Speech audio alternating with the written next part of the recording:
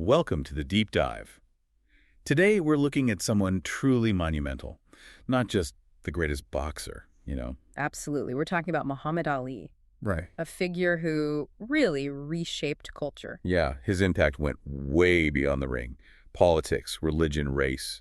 He was right in the middle of it all, a transformative figure. He really was. And calling him just an athlete, it kind of misses the point, doesn't it?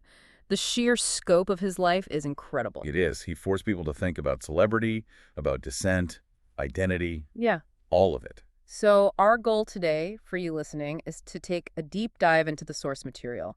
We want to unpack the complexity of this man. Right, from his beginnings in Kentucky, right up to being, well, arguably the most recognized person on the planet in the 20th century. And we're going to trace those sometimes surprising links between how he fought in the ring, his faith, and that absolute refusal to just conform. We'll cover the journey, Louisville roots, the boxing exile, becoming a three-time heavyweight champ, a global icon, all of it. Okay, so where do we start? We have to understand the world that made him. He was born Cassius Marcellus Clay Jr., January 17th, 1942. In Louisville, Kentucky. His dad painted signs, billboards. His mom worked as a domestic helper. And the sources, they really zero in on a couple of key things from his childhood. Things that, tell you a lot about who he became. First up, dyslexia. He struggled with reading, with writing. He wasn't diagnosed back then, of course. No. And that difficulty, we'll see it pop up again later in a really significant way during his draft assessment. And the second major factor, growing up under Jim Crow segregation. That harsh reality of the American South. Definitely critical, constant humiliation. His mother, Odessa, talked about being denied service, even denied a drink of water at a store, just because they were black. Imagine that. That constant daily reinforcement of being treated as less than. That was his backdrop. It was.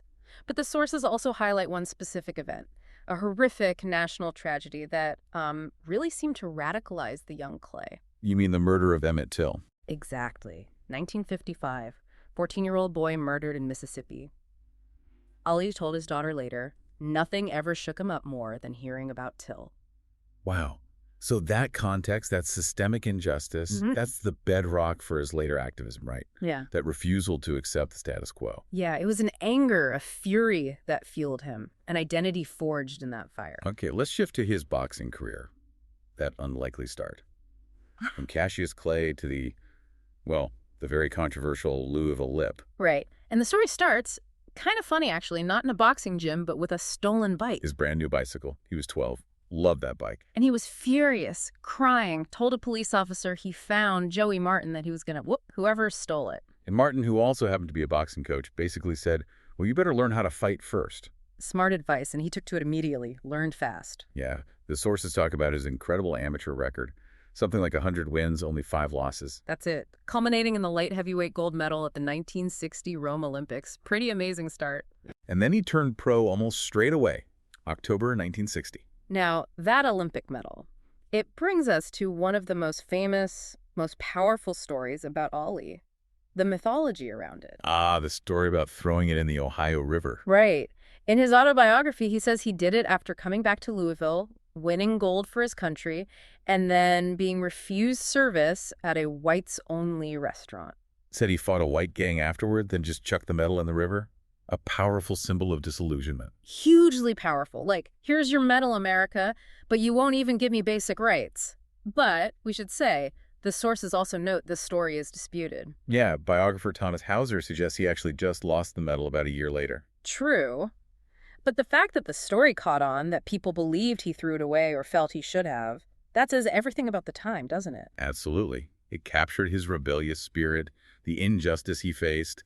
Whether it literally happened or not, it became part of his legend. And he did eventually get a replacement medal. Remember that moment at the 1996 Atlanta Olympics when he lit the cauldron? Very emotional. Watched by billions. Yeah. Okay, so he turns pro. The skills are obviously there. But the persona, that's developing fast too. Oh, yeah.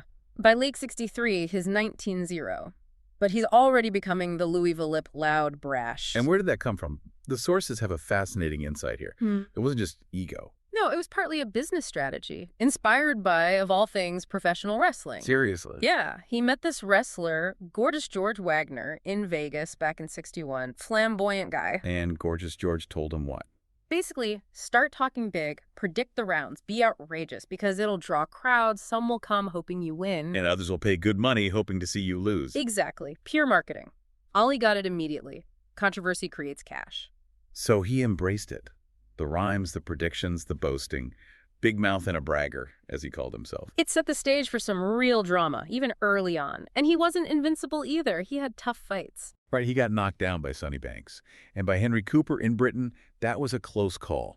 He rallied, won on cuts, but still. And the sources point to that 1963 fight against Doug Jones as his toughest test before he became champion. He won, but it was a grind, right? Unanimous decision, but the crowd actually booed him. Yeah, they threw stuff in the ring. He looked exhausted, hadn't delivered the knockout he promised. Even Sonny Liston, watching somewhere else, supposedly joked he'd get locked up for murder if he fought Clay. So these early fights, they showed the flash, the speed, but also that he could dig deep when things got rough. He had grit. Okay, so all that buildup leads us to February 1964, the title shot against Sonny Liston. And this was huge. Liston was the champ, this intimidating figure, terrifying aura, known mob ties. Clay was a massive underdog, 8-to-1 odds against him. It's overwhelming odds. And the psychological warfare Ali waged beforehand. It was relentless, calling Liston the big ugly bear, saying he smells like a bear. Turning the weigh-in into chaos, shouting, screaming. Total theater. But interestingly, the sources say it wasn't all an act for Ali either. His own pulse rate apparently shot up to 120 at that weigh-in. Normal was like 54. Wow. So he was feeling the pressure too. That line between performance and reality was kind of blurry. Definitely. Then the fight starts. Liston comes out looking for that quick, brutal knockout everyone expected. But Clay was just too fast, too mobile, dancing, moving, frustrating Liston. Until the fourth round. Then, disaster nearly strikes. The blinding incident. Yeah. Suddenly, Clay can't see. Excruciating pain in his eyes. The general thinking is it was some kind of ointment from Liston's corner, maybe used on a cut, maybe put there deliberately. And he panics, right. Tells his corner, Angelo Dundee, cut the gloves off. He wanted out. He did, but Dundee refused. Shoved him back out there for the fifth, basically telling him, "This is the big one, kid. Run." Just survive? And he did. Managed to get through the round. And by the sixth, his vision started to clear. Sweat and tears washed out whatever was bothering him. Huge moment of trust in his corner and incredible resilience from Clay. With his sight back, he started taking control again. Liston was looking tired, maybe frustrated. And then Liston didn't come out for the seventh round. Said he had a shoulder injury. TKO victory for Clay. 22 years old. The place must have erupted. Oh, and Clay rushed to the press ringside, shouting those immortal lines. "Eat your words, I am the greatest, I shook up the world, I'm the prettiest thing that ever lived." Incredible moment. Youngest fighter at the time to take the title from a reigning champ. A record that stood until Mike Tyson. But the shaking up wasn't over, not by a long shot. What happened next really threw things into turmoil. Right after the fight, practically. The big announcement. Within days, he confirms the rumors. He's joined the Nation of Islam, the NOI, and he's changing his name. First to Cassius X. And then officially to Muhammad Ali, which means one who is worthy of praise most high. Talk about polarizing. This was a huge deal in 1964 America. And the way he framed it, rejecting his birth name, calling Cassius Clay a slave name. Yeah, he pointed out the original Cassius Marcellus Clay was a white abolitionist, sure, but also a slave owner. Ali said, "I don't have to be what you want me to be. I am Muhammad Ali, a free name." That was a powerful act. Rejecting the white establishment, asserting his own identity, his own faith, right in the thick of the civil rights movement. It absolutely was. But it also came with some difficult internal dynamics. He stayed loyal to the NOI leader, Elijah Muhammad. Which meant splitting from Malcolm X, right? Yeah. Who had been his mentor. Exactly. Malcolm X had just left the NOI weeks before Ali formally joined. It forced Ali to choose. That must have been incredibly tough personally. He admitted later it was one of his biggest regrets, turning his back on Malcolm. But at the time, Ali was forging his own path, his own identity. And he wasn't quiet about it. That famous quote. Oh, yeah. "I am America. I am the part you won't recognize. But get used to me. Black, confident, cocky, my name, not yours. My religion, not yours. My goals, my own. Get used to me." Audacious. So he's Muhammad Ali now. Champion. Controversial figure. The second Liston fight in 65 was weird, wasn't it? Very weird. Over in less than 2 minutes, that infamous phantom punch, Liston goes down. Stays down. Lots of people thought he took a dive. Maybe mob pressure, debts. Who knows? Yeah, still debated today. But the real crucible for Ali, the thing that stripped him of everything and cemented his legacy as an activist, that was the Vietnam War draft. Right, and the timeline here is important. Remember the dyslexia. Initially, he failed the Army's written test. Scored too low. Which got him classified 1Y, unfit for service. That's when he made that famous crack. Yeah, I said I was the greatest, not the smartest. Classic Ali. But things changed. The war in Vietnam was escalating. They needed more bodies. So early 1966, the Army lowers its standards, and suddenly, Ali's reclassified, 1A, eligible for the draft. This sets up the huge confrontation. It really does. This is where his identity, his faith, his politics all converge. April 28, 1967, Induction Center in Houston. They call his name. 3 times. Hmm. And 3 times, Muhammad Ali refuses to step forward. On what grounds? He cited his religious beliefs as a minister in the Nation of Islam, said war was against the teachings of the Quran, and he also stated ethical opposition to that specific war, claimed conscientious objector status. A conscientious objector, or CO, being someone whose beliefs stopped them from serving in the military. Precisely. And his statement that day, it just echoed across the country, especially within the civil rights and anti-war movement. The famous one. Why should they ask me to put on a uniform and go 10,000 miles from home and drop bombs and bullets on brown people in Vietnam while so-called Negro people in Louisville are treated like dogs? And denied simple human rights. Yeah. It cut right to the heart of the hypocrisy many felt, fighting for freedom overseas when Black Americans didn't have it at home. There's also that other quote, the really blunt one. No Viet Cong ever called me the N-word. Those sources say that might be apocryphal. It probably is apocryphal, yeah. But it stuck because it captured the sentiment so perfectly it became part of the narrative he represented. The reaction from the establishment was swift and brutal. Immediate. Arrested same day. Stripped of his WBA title. Boxing license suspended by New York. Within months, convicted of draft evasion. Census. 5 years in prison, $10,000 fine. He stayed out on bail while appealing, but professionally he was finished. For the moment. He went from world champion to, a lot of people hated him for that stance. Oh, absolutely. You could argue he became the most hated man in America for a time. But, crucially, his stand also galvanized support, especially among Black athletes. You're talking about the Cleveland Summit. Exactly. June 67. Jim Brown, Bill Russell, Kareem Abdul-Jabbar, then Lou Alcindor, these huge stars, met with Ali. They questioned him, grilled him about his beliefs, the NOI. But ultimately, they backed him, publicly. They did. A landmark moment. That Yeah. kind of public solidarity from professional athletes was basically unheard of back then. So he's exiled from boxing for over 3 years. What does he do? He speaks. He became a really popular speaker on college campuses, talking about racial justice, Black pride, the war. He kept his voice out there, earned a living doing it. And meanwhile, the government wasn't just ignoring him. Far from it. The sources show he was under intense, illegal surveillance. The NSA had this secret program called Minaret, intercepting his communications. And the FBI? Their COINTELPRO operations targeted him heavily. Remind us what COINTELPRO was. COINTELPRO counterintelligence program. It was the FBI's covert, often illegal, operations to spy on, infiltrate, disrupt, and discredit domestic groups they saw as subversive, civil rights groups, anti-war activists. Ali was definitely on their list. They even dug into his elementary school records, apparently.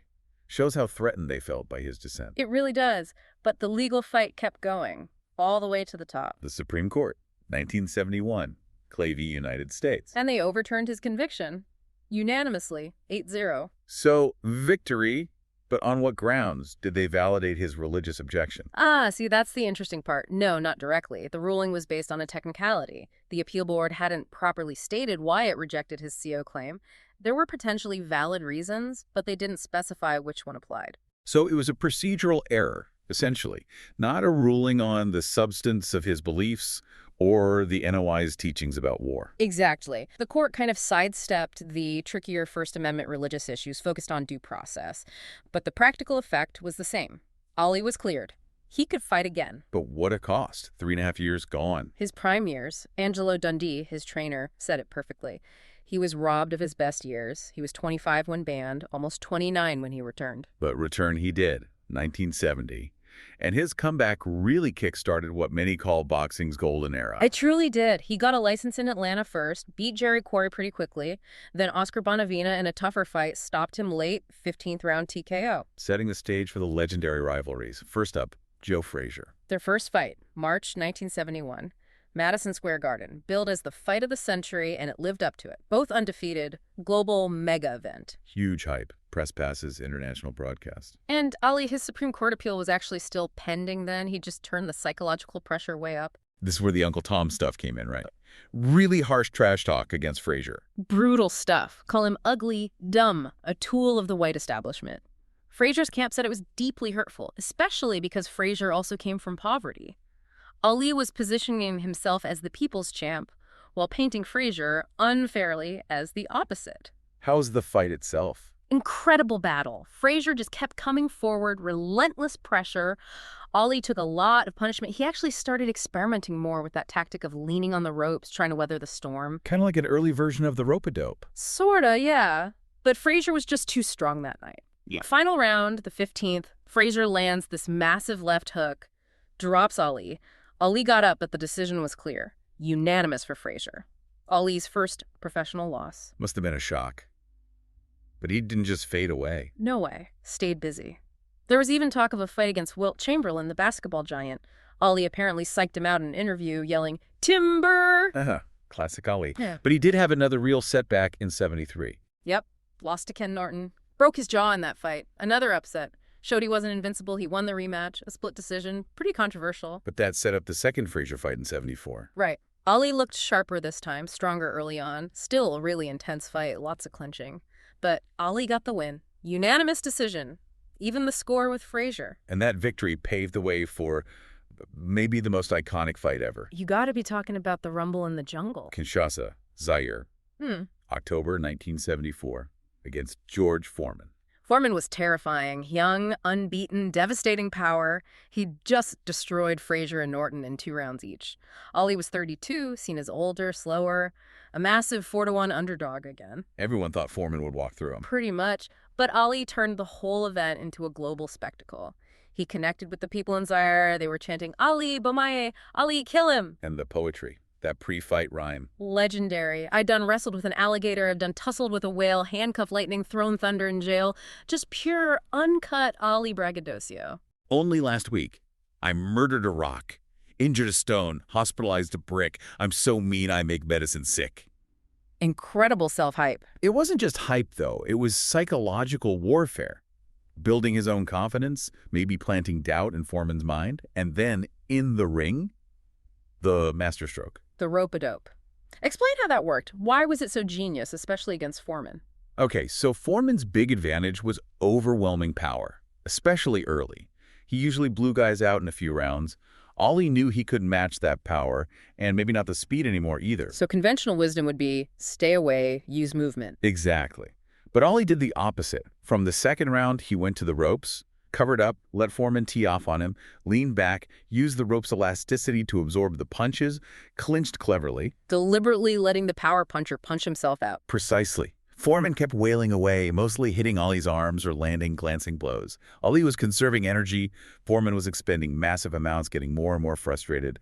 Ali was whispering stuff to him in the clinches, too. Like what? Foreman said later, Ali grabbed him in like the 7th round and whispered, "That all you got, George?" Just devastating psychologically. Foreman must have been gassed. Completely spent, physically, mentally. And Ali waited, watched him tire. Then in the 8th round, bang!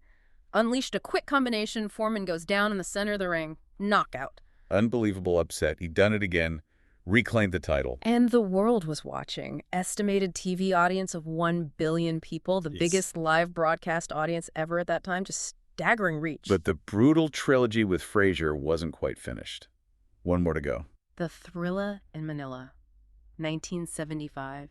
And if the Rumble was strategic genius, this was just savage warfare. Set in the Philippines, right? Incredible heat. Extreme heat, close to 100 degrees Fahrenheit, just debilitating conditions. And the fight itself was punishing. Back and forth, brutal exchanges. Ali used the rope-a-dope again, lots of clinching, but Frazier just kept coming. It went deep into the fight, didn't it? Yeah.